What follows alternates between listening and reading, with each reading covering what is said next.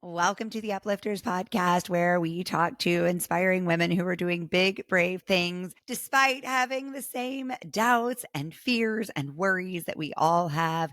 Today, I am super excited to talk to someone I've known for many, many years.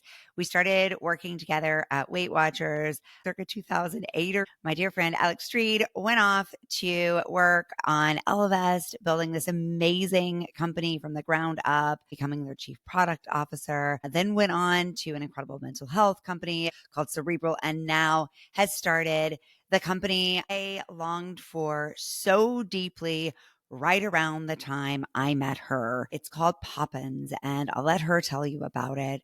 But if you've been listening to this podcast for a while, you know that the hardest time of my life was that time of becoming a mom and figuring out how to have a personal, creative, professional life, be in a relationship with my husband, be a human in the world, be happy, and raise children and not feel bad about myself all the time for the choices I was making. As I read what Alex was doing, I was like, that was the uplifter I needed in my life.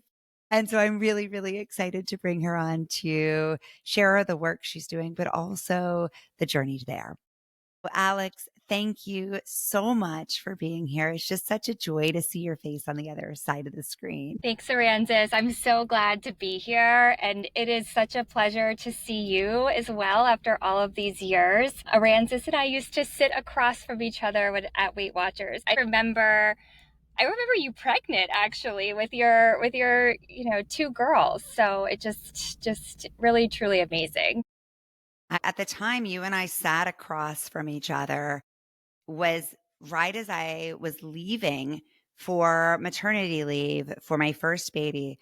I remember working through my first contractions, and I literally walked off with a post-it with my timed contractions sitting on my desk, walked downstairs at 11 Madison and tried to hail a cab. And I was like, Yeah, I think you having a literally started baby. having a baby right in front of me. That's Yeah, basically what happened. Yeah. basically. Yeah. Yeah, that's real. And now here you are, also a mom of two girls. I am a mom of a 7-year-old Juliet and a 5-year-old Isla, who's starting kindergarten this year. Oh my gosh, it's so wild. And now I have one about to go into her sophomore year and one about to go into her senior year. It really puts it in perspective, thinking about these timelines. And so much has changed, I imagine, for you, not just professionally, but personally over these years. And it's been way too long since we talked. So this feels really, really special. I would say catch me up, but we probably don't have like time for the A ton full of time. details as much as I want to hear them all. That'll be on the 2 hour special. But let's start with Poppins, actually. What led you to want to start this company at this time in your life? My last job, I was at Cerebral, like you had mentioned, as the chief product officer. And it was an incredibly demanding job. And so both my partner Scott and myself were working, around the clock hours. And I was just like, there has to be a better way. And we were lucky enough to have, full-time, nanny support, but it still was a lot. And I had this idea brewing for a couple months. And I was like, gosh, if I just had this service in my life would be so much better. And I'll tell you a little bit about Poppins in just a second. But like the aha moment for me that it was absolutely time to leave Cerebral and go and start this company was when the former Surgeon General came out and said that parent stress is a public health crisis, which was in August of 2024. And he cited a survey from the American Psychological Association, which stated that 48% of parents say that their stress is completely overwhelming compared to 26% of other adults. And he was basically saying, wake up, people. We have to do something about this. And I was like, okay, this is my wake up call. It's time to leave. And I was very, very fortunate because my co-founder and Shane also was an executive at Cerebral. And I was telling her about this idea and she's like, I love it. I want to go do it with you. I'm super, super excited. And so in January of 2025, we left and went out and started Poppins. Wow. And it's clear you saw a big problem to solve. And like I said, I feel so deeply that need and that stress was just so overwhelming. Which service did you believe you were going to provide based on your own experience? There's definitely no shortage of parenting advice out there. You can find 45 webinars, or you can flip through Instagram and find a ton of influencers, but I didn't feel like anyone was really solving the problem comprehensively with evidence-based data. Mm, Poppins is a parenting platform that offers 24/7 pediatric care via text. So you can submit photos, videos, audio recordings, and a nurse practitioner will diagnose, treat, and prescribe accordingly. But we also have the parent coaching side, which really helps with behavioral issues, routines, making sure everyone is sleeping well. Behavioral and medical are actually related. And everything that I was finding out mhm. there was like, well, if you have this problem, you have to go over here. And if you have that problem, you have to go over here. And it really forced parents to have to cobble together their own solutions. And I was just like, there has to be a better, easier, faster way to service parents. Yeah, it feels like there's just not enough time to do the things you want to do for your child's well-being and for your own well-being. Exactly. And that's actually something that, we're able to help with at Poppins. So I'll give you an example of my own use of Poppins. One of my children, was struggling a little bit with going to the bathroom. And Poppins was really able to, help with some routines around bathroom time. But after a while, nothing was really sticking that she recommended. I talked to a nurse practitioner and I did, and they recommended that I go and get a bladder scan. But instead of just leaving me to go and figure that out, they provided me with 3 pediatric urologists that were able to take my insurance, and I could pick the one that was best for me and schedule that appointment. So it was just really nice to see all of that come together. That's a great example because those are the sort of things too that can fall really behind between the cracks and cause a lifetime of issues. And whether it's just the stress on the parent or the stress on the child or the self beliefs that are formed in the process of that. And so to approach it in this methodical, holistic way where it's like, let's talk about the coaching and the behavioral and the routine side of it. And then let's talk about the medical side of it. And let's just look at it as a way to collect learning and get a bunch of data and then make a data led decision takes a lot of the judgment off of it, which I think is probably the most exhausting part of being a new parent in my experience. And I work with so many moms who are, especially, in those first years, there's so much uncertainty and there's so many messages coming at you. And most of them only take into account like common practices for kids, but they don't take into account the needs of the parent and That's all the stress exactly that we are right. under.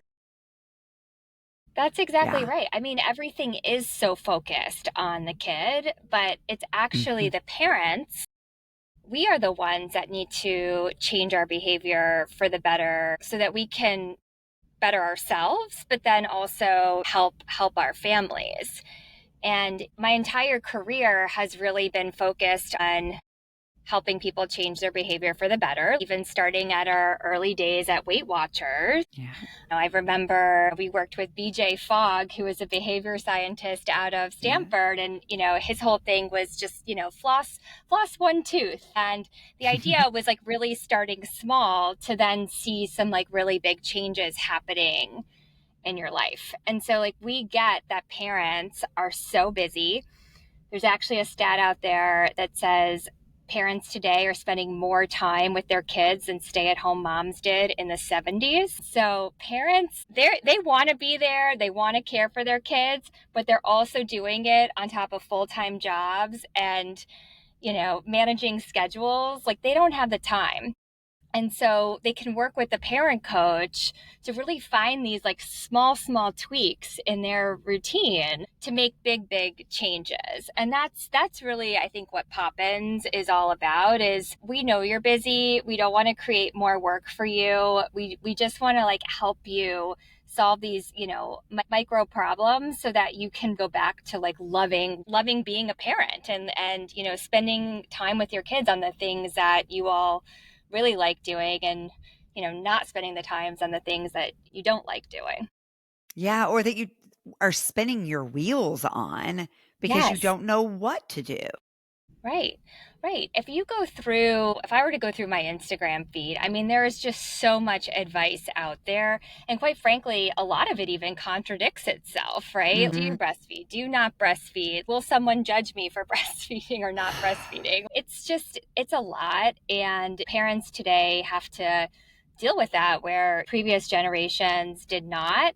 And so Poppins really is a place that you can come. There's no judgment. We help all kinds of parents. We have parents who want to co-sleep with their kids. And then we have parents who are like, I'm never co-sleeping with my kid. I don't want to even breastfeed them. And it's all okay. It's all Yeah. okay because everyone is different and we're all doing the best that we can. That is, to me, the most exciting piece of this, and if I think back to what would have been the most valuable to me as a mom, it would have been take care of you as well as you take care of the kid.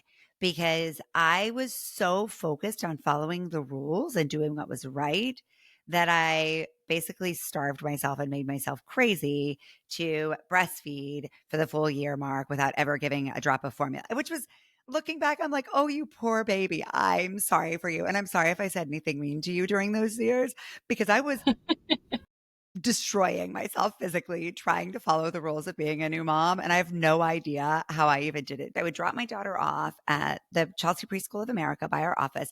Then I would jog to the office, work, go to that little stupid cubicle, pump while on a conference call, go to lunch, run to the daycare, nurse, run back, go back to work, pump. I mean, it was madness. And if somebody Yeah, it's had just too been like, much. honey, you don't have to do all that, it would have helped. You're not alone. And that's what we hear That's from the like world we live thousands in. of parents too. Yeah. It's the world that we live in, and it has Yeah. to change. It really does. So this has been a big shift for you, I imagine, in terms of what your life looks like. You were talking about sleepless nights, working around the clock. I can't imagine that slows down when you go from CPO to founder. So it does not. My days look a little bit different. I'm not, running from meeting to meeting. A lot of it in the early days of a startup is, deep thinking and really trying to get your offering off the ground. But I did have to make, some economic decisions, right? We decided that we were no longer going to have a nanny full time. And now that it's summer, the kids are in camp, but I'm in an office today. I have to leave and make sure I pick them up in time. So there's definitely choices that we had to make. My partner, he's got to do a little bit more around the house too, because we just don't have that paid help that we, had when we were both working, full time executive jobs. But that's okay. I think it's worth it. Where I believe that, I'm doing great work and, things will change. Take me back to the early days of that decision. So you're talking to your colleague, you're like, this is not where I want to be right now. I have this vision. I want to build something. So then as you and your partner thought about this, what were some of the conversations you were having that helped you decide to take that leap? So Cerebral is a telehealth mental health company, and we learned a lot there because you have to have your medical license. It's a state by state approach. We are doing something very similar at Poppins where we have to go state by state as well. And so I feel like we were able to take a lot of like the learnings of like what worked from Cerebral and what didn't work, which was great because I actually felt really confident in leaving it with the decision because I'm like, oh my gosh, we learned so much here. I can now remove all the stuff that didn't work and just focus now on the stuff that works. Of course, we have new issues, but I felt really, really confident in the decision because I'm like, oh, we know how to do this and we know how to do it in a really smart way. My co founder and I were able to set up a medical practice within 90 days, which is a Oh my really short gosh. amount of time and, something we're both really, really proud of. And then we were able to find a team that was truly amazing. And we knew exactly what we were looking for because we've worked with a ton of nurse practitioners at Cerebral. And so a lot of that, I think, was just like things I learned in my past that I was able to say, like, okay, now I'm just going to like make this my own in a space where I see a major gap. I love that. What was the most intimidating factor for you in making this change? Well, I think there are like our good days and their bad days, but I look at everything now as like a challenge, and it's just sort of like, okay, we just kind of have to like get through this moment and like keep our eye on the bigger picture, the horizon. Like there's just we're building a business for the long term. Like one day could Mm, see Poppins having physical location. We have a big plan, and so I can't let like a couple of like bad days in a row impact where we want to take this business. And so that's just always good to remember is it's a challenge. Like it's never like oh, this is a bad day. It's just like, yeah, this is the situation. Here are the ways that we can get through it. Like let's make a list on how we can solve the problem and then go from there. yeah, what's coming through for me as I listen to you is this sense of belief, and you believe this will work. And I I actually do. think that's something a lot of people really struggle with, right? We get so focused on the what if this doesn't work question that we limit our ability to use the challenges as steps toward growth. Yeah. So Jen and I have been pitching quite a few investors. And one of the questions that I always ask up front is how many of you in here are parents? And there was one group that I was pitching where not one person raised their hand. And I was like, ooh, this is going to be a really tough pitch because none of them have any idea what it's like. I used to think you like go on maternity leave, have a baby and come back and you're like exactly the same as you were and you just like hop back into work, no problem, like like getting a puppy or something. And it's just not. And so sometimes when we go in and you have VCs say, "Oh, this isn't a great idea," or "I just don't know how big of a problem it is." It can be, it can make you feel not great, Yeah. and I think you just have to kind of remember and try to tell yourself this is something that folks need. You know, it's something that folks need. You see the research. You're talking to people. You know it better than anyone. You're living it, and you kind of have to let those naysayers go and step to the side and continue to focus and put yourself around people that understand what you're doing and help make connections to the other people who get what you're doing and go from there. As I listen to you, I'm trying to translate this into something universal that we can all use as we go after our big dreams. And I think the takeaway for us might be to give ourselves a compelling body of evidence. And so, yes, if you're going to pitch investors, you need a compelling body of evidence that convinces them. But the first person you really need to convince is you.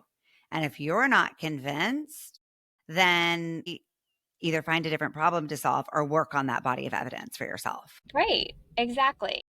I mean, sometimes folks can say, like, gosh, like, I believe in this problem. I'm just like afraid to fail. Mm, But you have to ask yourself, like, why am I afraid to fail? Like, is it because like my friends are gonna like think poorly of me, or like my past coworkers are? I'm gonna have to like update my LinkedIn with like, sorry, we went out of business message. All of those things are very possible, but what's the worst that's gonna happen? They think of that for 1 second and then they continue on in their feed. I don't know. But you kind of have to get out of your head of like, okay, if I fail, like my life's over. No, you started a business. You're going to be able to like go find something else to do afterward. It'll be okay. So I think if you like get the failure piece out of your head and just like really focus on like what you're doing and why you're doing it and helping others, that can make a really big difference. I think it makes a huge difference. Our thoughts become our realities. And if we are pouring all of our energy into the things that slow us down, then fear wins instead of acknowledging the fear and saying, yeah, it's understandable. I'm going to have those worries. And what do I really want to put my energy into? I want to put my energy into building the solution, into living a meaningful life and having an impactful career. 100%. You have worked with a lot of powerhouse leaders in your time.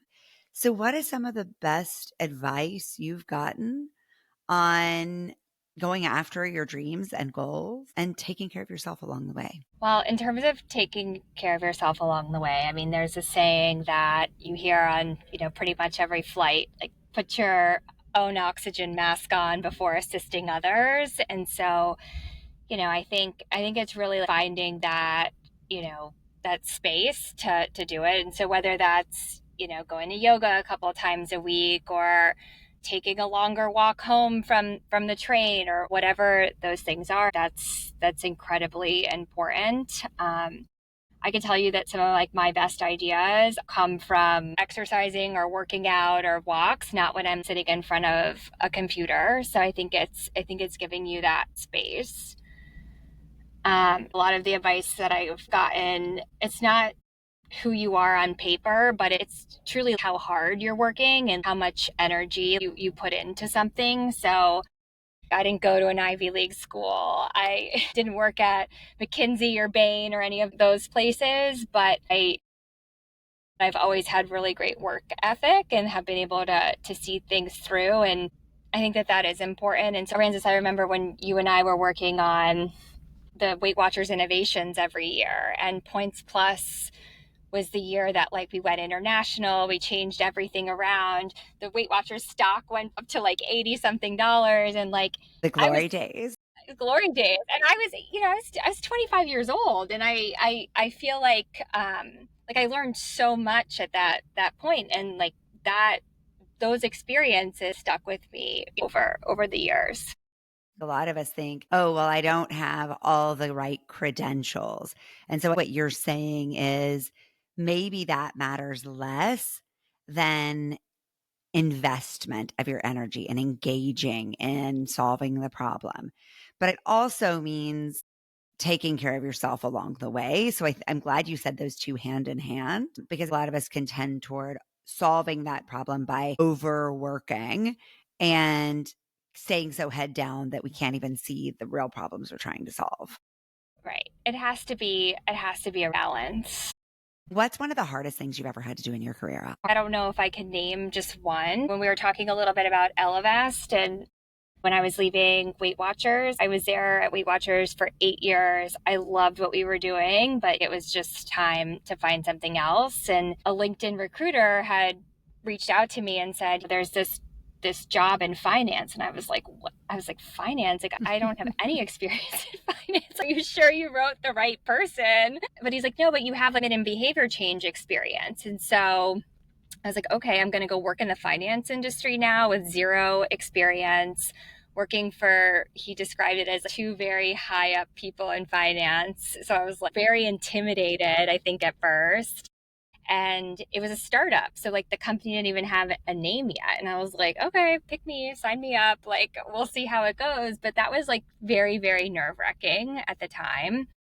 I didn't have kids yet, but it was still like, what am I doing? And then also choosing the job at Cerebral. Cerebral really became, I think, like a household name during the pandemic when mental health was just everyone's just skyrocketed. And they were one of the first to bring it into people's homes with telehealth. But it was one of those startups that grew too quickly. And then they really needed a team to come in and like help make the unit economics right. And so I was tasked with like a really big job. The first thing I had to do was like right size the team. And so within 6 weeks, I had to, say goodbye to half of my team. And I didn't even, feel like I knew everybody yet, and so like making those decisions were really tough. But I knew I was getting into that. So that one was a hard one. But I'm so glad I did it, because I think it's really like what ended up leading me to Poppins. And, I worked with some of the smartest people I've ever worked with at Cerebral.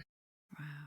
One of the things that I remember about you and that I hear reflected in these stories is this sense that you you go into intimidating situations. And instead of retreating, you go further in and somehow you manage to, despite I'm sure worries and fears you might feel, you don't walk away from the problem or quietly fade into the background, step forward and really engage. And so I'm curious what you say to yourself when you feel intimidated or scared to get yourself to go deeper. Yeah, so I don't go deeper alone. I surround myself with people. For example, with Cerebral, when they were like, you have to, say goodbye to 50% of your team, it was about 25 people or so. I wanted to have as many conversations with folks as possible. I wanted to understand what our metrics needed to be, what our vision needed to be, like how we should set up our teams. And so I feel like I did that with like other leaders and other team members. And so I think that's really important. Like leaders who come in and they're, just like make decisions without Mhm. talking to anyone. I don't see how that can be successful because you don't have the full picture. I think that happens a lot actually. I do So too. the reason why I think I feel more comfortable going in is I have the mindset of like not going to go in alone. I'm going to go in and I'm going to learn as much as I can. I'm going to go on my listening tour and then we're going to make some big changes fast. Yeah. So it really is this theme of collecting data in order to confidently move forward. That's a beautiful way of saying it. Yes. Yeah. And I think you're right. There is both a masculine model of leadership, which is sort of in, I've already been there. I know everything. I'm going to come in and have all the answers and you'll thank me later. And then there is this, and I don't mean this to be gendered, but I do think it is a more There's feminine a little gender. approach. Yeah. There's Yeah. some gendering. There's also a lot of history. And it's also about ego and fear. And I've watched women do it too. And I've watched many women leaders in my career walk in and ask a bunch of questions, but quietly be closing their ears because they already know the answer. And so, actually, what I think you're doing is something very special that we can all learn from, whether it's in our relationships, our parenting, our work, listening deeply and really allowing the insights, the collective wisdom in, but then not letting it get in the way of our own intuition either, right? To say, okay, I'm going to take it all in and then I'm going to sort it and synthesize it. And then I'll feel confident making decisions about decisive and confident action. Yeah. 100%. A lot of times, I think when you're an executive and you come in, they're expecting to see big changes really quickly. And I do think you can still move quickly and make big changes, but you can go about it in a completely different way. You talked about raising financial capital to fund Poppins. I talk a lot about how we all understand that we have to raise financial capital to fund our dreams, whatever they may be, whether it's a Hmm. company or Yeah. anything else. And at the same time, I believe that underpinning that is what I call courage capital. And so it is sort of the I like self that. belief. And I don't know anything about finance either, but I say that it needs compounding interest, right? Like you need to build courage capital that continues Yeah. to Yeah. grow on its own and cultivate within your practices. And so what helps you build courage capital when you've had those rough days? Yeah. So actually, I'll talk about a pitch I had to do 2 weeks ago. It was, I only had 3 minutes for the pitch. And so I wanted to make sure I could get in everything I wanted to say in that amount of time, and I practiced like crazy. And I didn't want to read off of, anything. I wanted to really know it because then I also wanted to have the energy and be lively and like be able to use hand motions and do all these things. I did spend a lot of time on that. That was Mhm. important to me. And I'm not going to lie, before I had the meeting, I was in the bathroom, power pose, like jumping jacks, Thank trying you, to Amy like Cuddy. really rev it up here. Yeah. But I mean, you kind of have to have that adrenaline going in. That's your courage. Yeah. Yeah. I do all those silly things. I mean, they work. They work. Yeah. Or at least I feel better going into it. Yeah. Well, and you actually speak to a few different things in there, right? Again, it's being really prepared so that you can go off the cuff. In theater, we used to talk about that as learn your lines so you can forget them. So that, right, you're not regurgitating, but you can be fully alive and know that you're bringing it all. But then it's Mm-hmm. also setting yourself up for success, body, mind, spirit, to feel confident and to just be your best. That's a lot of what you're doing for us as parents at Poppins. So it feels very full circle that you're taking care of yourself in the same way. So one of my favorite things about this show is that every guest nominates the next guest. So who would you like to nominate out of your amazing circle of inspiring women in your life to join Yeah, us so on I the feel like there's Uplifters? so many people I could nominate. So my friend Hillary Manger, she is fantastic. She started her own HR recruiting business, and it's like doing phenomenally. And I look up to her. She's in a breakfast group that I'm part of, and I just thought it was amazing how she just decided to go out and start something on her own. And like that kind of gave me a little bit of courage too, to go out and start something. So I think she's great. She's a force. Haley Barna, who's a partner at First Round Capital, but also like co-founder of Birchbox. I think she's great. She's just, someone I really lean on for advice and is super insightful. And then I would say Emily Green over at Ellevest, who leads their private wealth team. Ellevest just went through a really big transition where they sold their digital business to Betterment, and the private wealth business stayed intact and is growing like crazy. And they just invest in like some really awesome things. Like the alternatives will be focused with,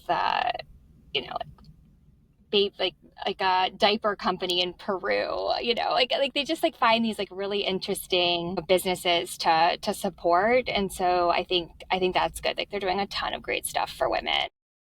Wow, those all sound really amazing. What a network. And I think I talk a lot in Courage Capital about how we have to have a network that helps us create that Courage Capital value too.